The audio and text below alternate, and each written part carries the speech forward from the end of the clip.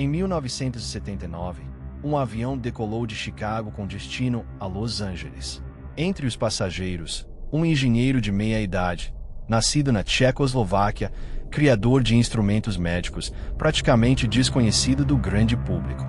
Ele estava no começo de uma viagem para o Japão, onde ia se encontrar com cientistas de ponta, e levava na bagagem uma afirmação que soa absurda na primeira vez que você ouve.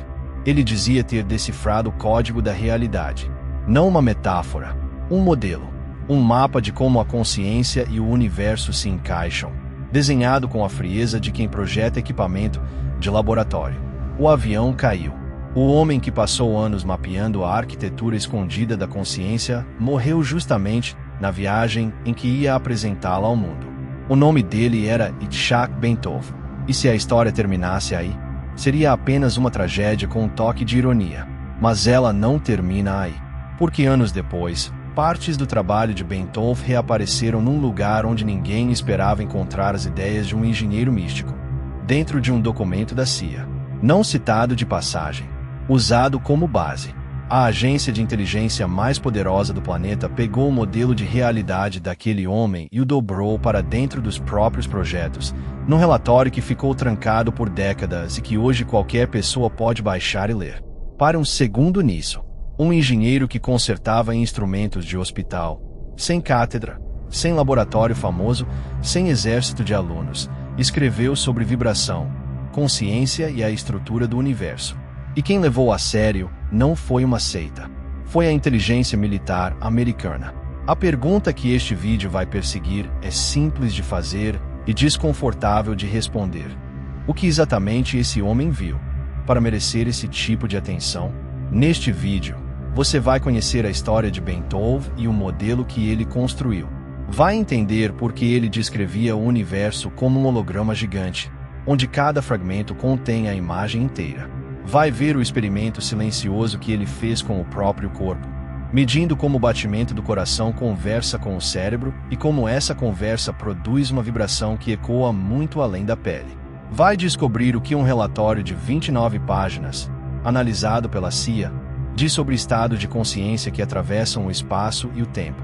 E vai chegar à parte mais atual e mais incômoda da história. Como os mesmos princípios que Bentov descreveu para expandir a mente podem ser usados na direção contrária, para moldar o que você percebe, o que você acredita e até o que você vai escolher amanhã. Antes de mergulhar, um aviso honesto, porque aqui a gente não vende certeza barata. Parte do que você vai ouvir é ciência medida, publicada, replicada. Parte é modelo teórico, especulação de um homem brilhante tentando costurar física e consciência numa época em que quase ninguém tinha coragem de tentar. Eu vou te dizer, em cada trecho, em qual terreno estamos pisando. O fascinante é que a fronteira entre os dois é muito mais fina do que você imagina. Bentov não era um guru. Esse detalhe muda tudo. Ele ganhava a vida projetando cateteres e equipamentos hospitalares. Era o tipo de pessoa que resolvia problemas concretos, com peças concretas, para médicos impacientes. Quando um homem assim senta e escreve que a matéria sólida é uma ilusão de lentidão, que a consciência é uma frequência e que a morte pode ser apenas uma troca de canal, você tem duas opções. Pode descartar tudo como delírio, ou pode fazer o que a própria CIA fez: ler com atenção, comparar com a física disponível e admitir, num documento oficial, que havia ali uma base racional sólida. O canal já mergulhou uma vez nesse arquivo, no vídeo sobre o processo Gateway. Quem assistiu lembra que o autor daquele relatório, um tenente-coronel escrevendo para generais céticos, precisou de um alicerce científico para sustentar as afirmações mais estranhas do texto. E o alicerce que ele escolheu, o nome que ele foi buscar, para explicar a mecânica do impossível, foi exatamente o homem do avião, Itzhak Bentov. Desta vez, a história não é sobre o relatório, é sobre a fonte, sobre o modelo original, completo, que o relatório apenas resumiu, e sobre o rastro estranho que esse modelo deixou depois. Projetos de controle de percepção, experimentos com ritmos que alteram decisões, técnicas de interrogatório baseadas em confusão, e uma linhagem que desemboca, sem escala, no aparelho que está na sua mão neste momento. Porque essa é a parte que ninguém te conta. As ideias de Beethoven tinham duas faces desde o início. Se a consciência é um sistema que vibra, ela pode ser afinada. E tudo que pode ser afinado por você pode, em tese, ser desafinado por outra pessoa. O mesmo mapa que mostra o caminho para expandir a percepção, mostra também onde ficam as portas dos fundos. Assim entendeu isso rápido. As plataformas que você usa todos os dias entenderam depois. E você, que vive dentro desse experimento, talvez nunca tenha parado para olhar o desenho inteiro. É esse desenho que vamos abrir agora, camada por camada. Primeiro o homem e o modelo. Depois a máquina do corpo, o coração como oscilador, a fisiologia que décadas mais tarde a ciência confirmou com instrumentos que Beethoven não viveu para ver. Em seguida, o arquivo, o que a inteligência americana escreveu quando ninguém estava olhando. E por fim, o presente, onde a batalha pela sua percepção deixou de ser teoria e virou infraestrutura. Se esse tipo de viagem te interessa, ideias na fronteira entre ciência, filosofia e mistério, contadas com calma e sem sensacionalismo, considere se inscrever no canal. Isso ajuda o algoritmo a levar este trabalho a mais mentes inquietas. Agora, volte comigo para os anos 50, para um porão improvisado em Massachusetts, onde um imigrante recém-chegado, sem diploma universitário, começou a construir as máquinas que pagariam suas contas e, sem que ninguém percebesse, começou também a construir uma pergunta que o acompanharia até o fim. Se tudo no universo vibra, o que acontece quando a vibração de um homem entra em fase com a vibração do todo? Itzhak Beethoven chegou aos Estados Unidos com as mãos vazias e uma cabeça barulhenta.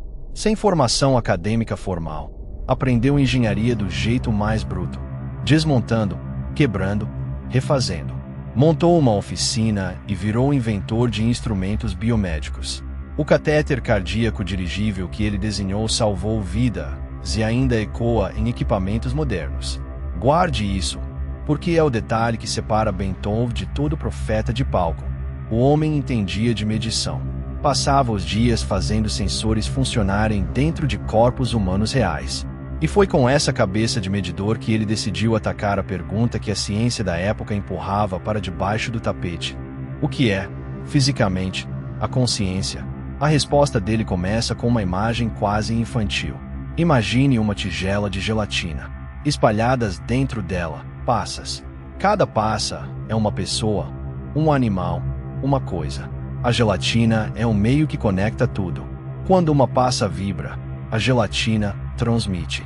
E se uma única passa a vibrar com força e frequências suficientes, as outras começam, aos poucos, a ressonar junto. Ridículo de tão simples.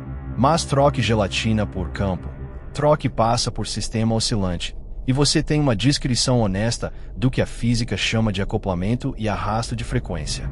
Beethoven usava imagens de cozinha para descrever mecânica de ondas. Era o estilo dele, pegar o assunto mais vertiginoso do universo e explicar como quem explica um liquidificador. Sobre essa base, ele montou o andame do modelo. Primeiro andar, o mundo físico. Aqui embaixo, somos separados. Você está aí? Eu estou aqui. Existe distância entre nós. E essa distância é real neste nível. Segundo andar, chame como quiser. Ele chamava de nível da alma. Aqui, os limites já não são tão nítidos. As bordas de cada um se espalham, se alargam, começam a se sobrepor com as bordas dos outros. Suba mais um andar e a sobreposição aumenta. No topo, no nível mais alto do modelo, a sobreposição é total. Tudo toca tudo. Todos estão em todos os lugares ao mesmo tempo. Onipresença, não como milagre, mas como geometria. E a frase que resume o modelo inteiro: nós existimos em todos esses níveis simultaneamente, apenas não estamos conscientes disso. A separação que você sente não é mentira. É a vista de um único andar do prédio. Isso é ciência. Não, isso é um modelo especulativo, e o próprio Beethoven o apresentava assim. Mas repare na arquitetura, porque ela vai reaparecer. A realidade como um campo único, e cada mente como uma janela mais aberta ou mais fechada para esse campo. Ele dizia que os nossos sentidos são uma fresta. Seus olhos capturam uma faixa estreita de luz. Nada de ultravioleta, nada de infravermelho. Seus ouvidos, uma faixa estreita de vibração, de uns 20 a 20 mil Hz. E olhe lá, tudo que existe fora dessas janelas continua existindo. Você simplesmente não recebe o sinal. A consciência comum seria isso, uma fresta apertada apontada para um oceano. E os estados alterados, a meditação profunda, as experiências místicas, os vislumbres inexplicáveis, seriam a fresta abrindo alguns milímetros a mais. Não outra realidade, a mesma realidade, com mais campo de visão. Bentov chegou a aplicar essa lógica ao que a psiquiatria chama de surto. Ele descrevia a cena. Um adolescente numa mesa de jantar diz que está vendo a avó morta no canto da sala. A família se assusta, o médico receita, e em 2 semanas o menino volta ao normal. Não vê mais nada. Para a medicina, um episódio psicótico revertido. Para Bentov, talvez, uma fresta que abriu de repente, sem preparo, sem contexto, e foi fechada à força. Ele não afirmava qual das leituras era verdadeira. Apontava apenas o pressuposto escondido. Toda cultura decide de antemão quais percepções são doença e quais são santidade. A régua não é científica, é social. Até aqui, filosofia. Mas Bentov era engenheiro. E engenheiro não descansa enquanto não mede. Então ele apontou os instrumentos para o único laboratório que tinha à disposição, o próprio corpo. E encontrou algo que quase ninguém tinha se dado ao trabalho de procurar. A cada batida, o seu coração dispara uma onda mecânica que sobe pela aorta e percorre o corpo. Quando essa onda encontra a bifurcação das artérias, parte dela reflete e volta. Ida e volta, dezenas de vezes por minuto. Sob certas condições, esse vai e vem entra em regime de onda estacionária. O corpo inteiro passa a oscilar suavemente, alguns poucos hertz, um micromovimento de fração de milímetro que embala o crânio e o cérebro dentro dele. Você não sente, mas está acontecendo agora, enquanto você me ouve. E aqui vem a observação central de Bentov. Na meditação profunda, quando a respiração quase para e o corpo aquieta, esse sistema coração, aorta, crânio se afina. As oscilações se alinham, o ruído cai, e o conjunto começa a se comportar como um oscilador único, coerente, emitindo um ritmo limpo. O corpo vira um diapasão, e um diapasão não vibra sozinho, vibra junto com o que estiver afinado na mesma frequência. Era essa a ponte do modelo. O coração como oscilador de baixa frequência, produzindo ondas que se estendem para além do corpo, conversando, em tese, com os ritmos maiores do ambiente, do planeta, do campo. A parte medível dessa história envelheceu surpreendentemente bem. Décadas depois, pesquisadores documentaram que o campo eletromagnético do coração é o mais forte do corpo e pode ser detectado à distância, fora da pele. Que o ritmo cardíaco coerente influencia o funcionamento do cérebro. Que estados internos se refletem nesse campo. Bentov propôs isso quando os instrumentos mal conseguiam medir. A parte especulativa, a conversa do diapasão humano com o cosmos, segue sendo especulação, e é honesto dizer isso. Mas o desenho completo, um corpo que vibra, uma mente que sintoniza, um campo que conecta, estava pronto. Publicado num livro de título estranho, Espreitando o Pêndulo Selvagem. Era um mapa de um instrumento que quase ninguém aprende a tocar. E é exatamente nesse ponto que a história muda de dono. Porque um mapa desses, caindo na mesa errada, deixa de ser um convite à expansão. Vira uma arma. E a mesa em que ele caiu foi a da inteligência americana. Em 2003, um documento apareceu discretamente no domínio público, liberado dos arquivos da CIA, 29 páginas, datadas de 1983, com um título que parece feito para espantar leitores: Análise e avaliação do processo Gateway. Por fora, um parecer militar sobre técnicas de estado alterado de consciência. Por dentro, página após página descrevendo conceitos quase idênticos aos que Bentov havia publicado anos antes. O cérebro e o corpo como sistemas oscilantes. A consciência como algo capaz de se estender para além do espaço e do tempo. O acesso a realidades não ordinárias por meio de ressonância controlada. Não era coincidência, e nem precisava ser descoberta por dedução. O autor do relatório cita Ben-Tov nominalmente, usa o modelo dele como fundação científica do argumento. O engenheiro do avião, o homem das passas na gelatina, tinha virado referência técnica dentro da inteligência americana.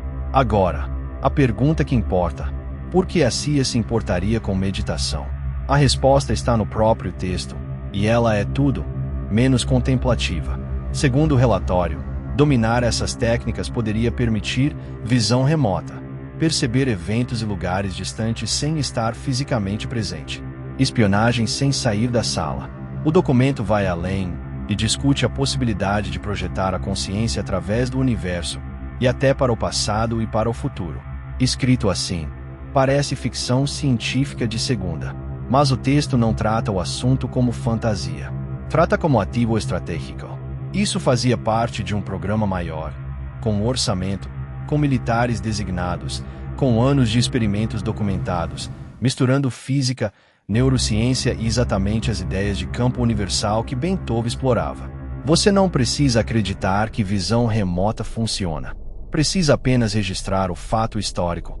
Homens práticos, pagos para vencer guerras, estudaram esse mapa a sério. E quando uma agência de inteligência estuda um mapa da percepção humana, ela não está interessada apenas em expandir, está interessada em controlar. É aqui que a história de Ben-Tov ganha sua sombra. Porque nos mesmos arquivos, na mesma linhagem de projetos, aparecem experimentos que usam os princípios do diapasão humano na direção inversa. Um exemplo, o arrasto de sinais biológicos. Sujeitos expostos a pulsos rítmicos fracos demais para serem notados conscientemente e que ainda assim alteravam ondas cerebrais e tomada de decisão. A lógica é a mesma da passa na gelatina.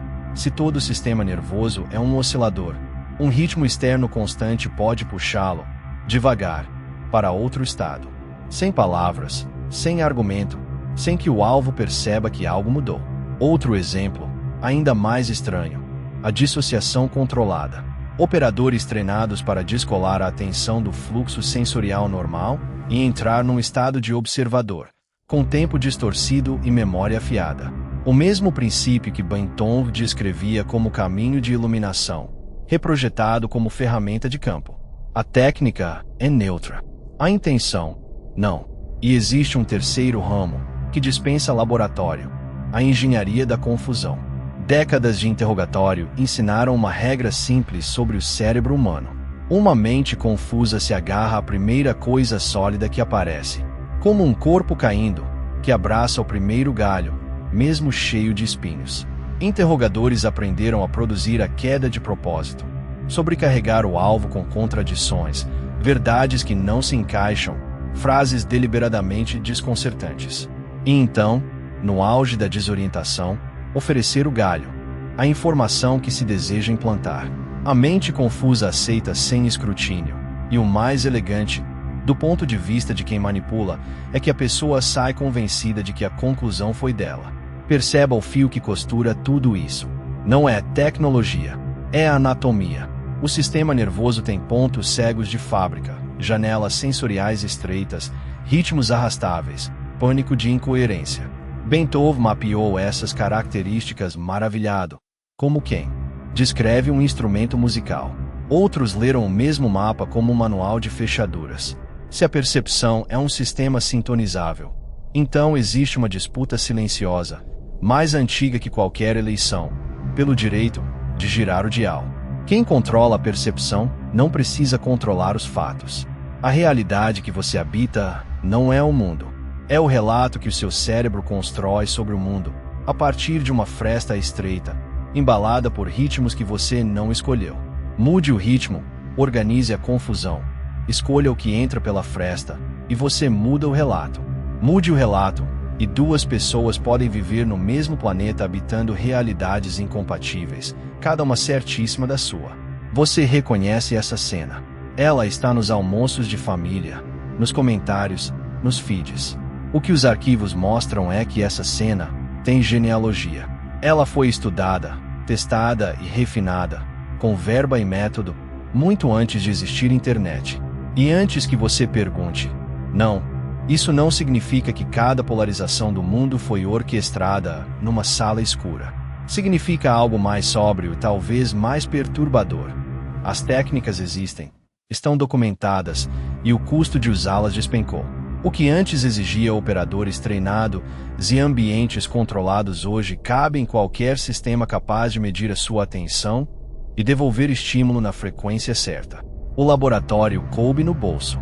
Bentov morreu em 1979, antes de ver qualquer fragmento disso. O avião caiu, os cadernos ficaram, a CIA arquivou o que serviu. E o modelo dele seguiu vivo nas duas direções ao mesmo tempo. Nos retiros de meditação que ensinam coerência entre coração e cérebro, e nas arquiteturas invisíveis que aprenderam a tocar o instrumento humano sem pedir licença ao músico. E é justamente aí que esta história deixa de ser sobre o passado. A última parte é sobre a versão final desse experimento. A que está rodando agora, em escala planetária, com você dentro. E sobre a única variável do sistema que ainda está, de verdade, na sua mão. Feche os olhos por um segundo e responda com honestidade. Quantas vezes hoje a sua atenção foi para onde você mandou? E quantas vezes ela foi levada? A diferença entre esses dois números é o território da última parte desta história. Porque os princípios que você conheceu até aqui, o oscilador que pode ser arrastado, a fresta que pode ser direcionada, a confusão que abre a porta da sugestão, não ficaram nos arquivos. Eles evoluíram. E o ambiente onde eles operam agora é o ecossistema digital, onde você passa a maior parte da sua vida desperta. Pense no que uma plataforma moderna sabe sobre você. Não é só o que você clica, é o ritmo com que você rola a tela. Os padrões do seu deslocamento pelo mundo, medidos pelo acelerômetro do telefone.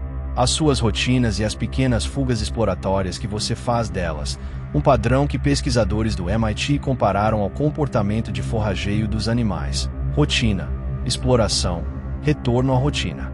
Cada uma dessas medidas alimenta um modelo preditivo do seu comportamento. E pesquisadores dessa área demonstraram algo que deveria ser manchete permanente. Com dados suficientes, padrões de interação e de fala prevêem engajamento e concordância com precisão desconfortável. O sistema não espera você decidir. Ele calcula a decisão antes de você e ajusta o ambiente para favorecer um desfecho. Muda o horário de uma notificação. Reordena uma lista de resultados. Ajusta o enquadramento de uma manchete. Nada disso parece manipulação. Parece o mundo acontecendo. Mas é engenharia de probabilidade. Não precisa acertar sempre, nem convencer todo mundo.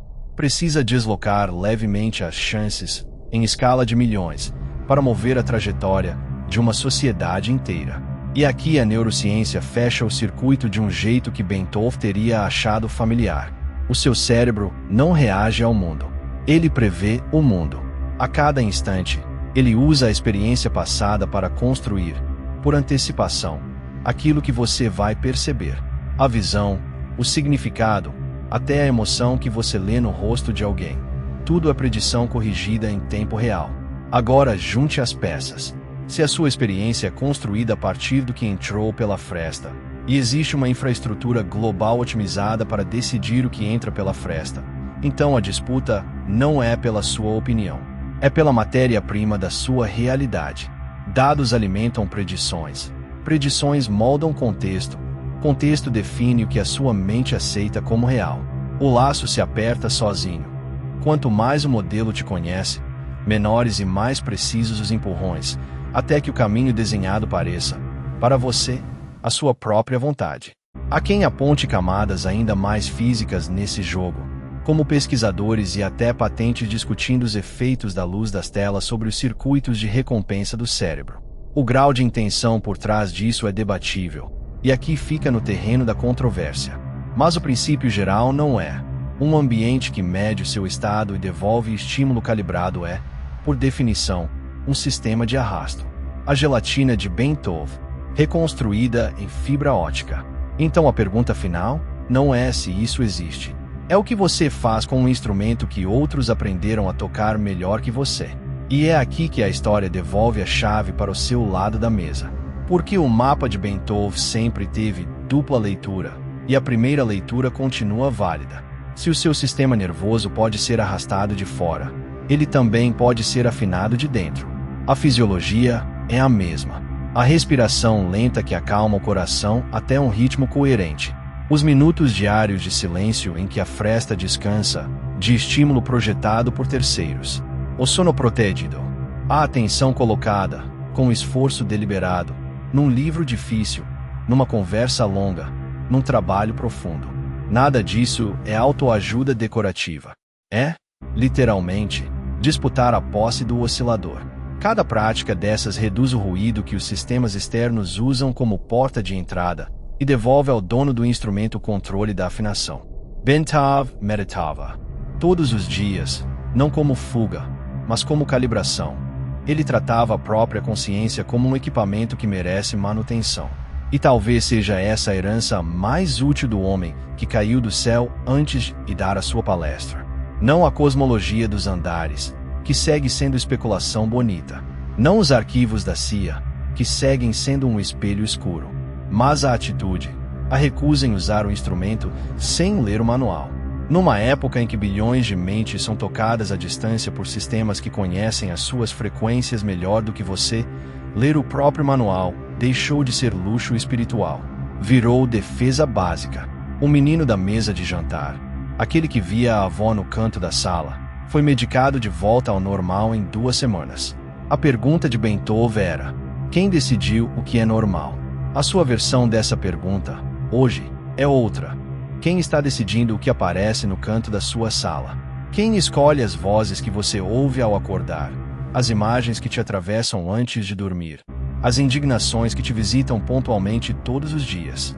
Se a resposta não for você, o experimento está rodando, e você é o sujeito, não o cientista. A realidade continua sendo uma só, vasta, esperando do outro lado da fresta. Isso Bentov nunca provou, mas também nunca precisou. Basta uma noite de céu limpo longe da cidade para você sentir o tamanho do que não passa pelos seus sentidos. O que ele deixou foi um lembrete de engenheiro. Você é um instrumento finamente construído, e instrumentos desafinados tocam a música de quem o segura. Afine o seu, todos os dias, com a mesma disciplina com que os outros tentam desafiná-lo. Se este vídeo abriu alguma fresta em você, escreve nos comentários a palavra pêndulo. É o sinal de que a ideia atravessou.